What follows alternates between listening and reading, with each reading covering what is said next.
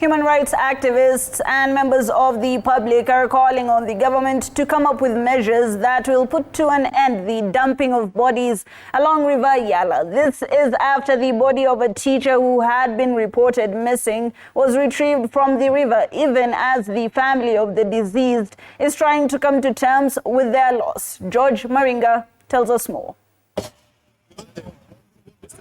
Grief and shock engulfed the Siaya County Referral Hospital mortuary as bereaved family members and friends gathered.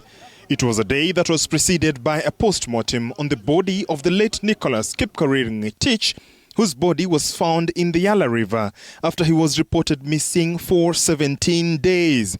Ngetich, who was 29 years old, was a teacher at Emalindi Girls High School in Kakamega County, where he had worked for about 4 years as an employee of the Board of Management.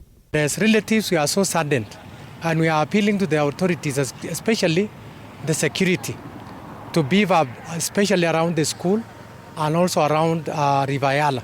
Joshua Otieno from Haki Kwetu organization has decried the recent events while pointing an accusing finger at security agencies. Security agencies in Siaya County, we are saying that a time has come that they should come out and make sure that the security of the people around Yala, and also to come out very clearly to tell us what is happening here and there again, because we are seeing many of the bodies which are being found in River Yala. They are coming from outside Siaya County.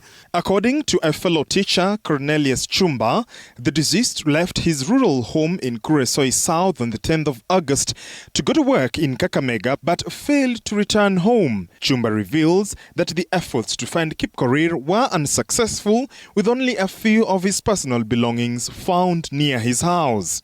And his phone and wallet found at a separate place in the same compound. So this suggests probably that this person who left involuntarily. There's something that floated on TikTok, and there was somebody being retrieved.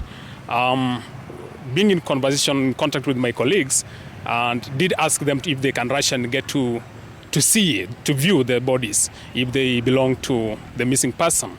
The team which came, around 3 teachers and a friend to the school, positively did mention that the results were positive. They belong to the missing person in question.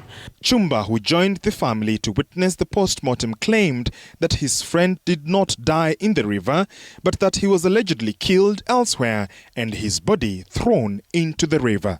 We are laying him to rest tomorrow. As far as the outcome of the post-mortem, which has just been conducted, the preliminary thing is that this guy did not drown. This is not a voluntary caused death.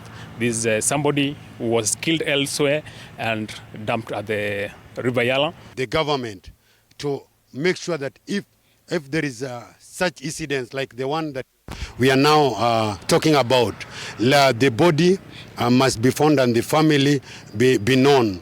Like now, as we speak, we have a body at Yala which is yet to find the family.